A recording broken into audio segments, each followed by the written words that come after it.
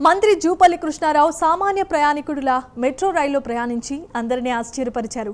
ఒక ప్రైవేటు కార్యక్రమానికి హాజరయ్యే నిమిత్తం ఆయన ఎర్రమంజిల్ స్టేషన్ నుంచి మియాపూర్ వరకు మెట్రోలో వెళ్లారు. మంత్రి స్వయంగా టికెట్ తీసుకుని ప్లాట్ఫామ్ పైకి వెళ్లారు.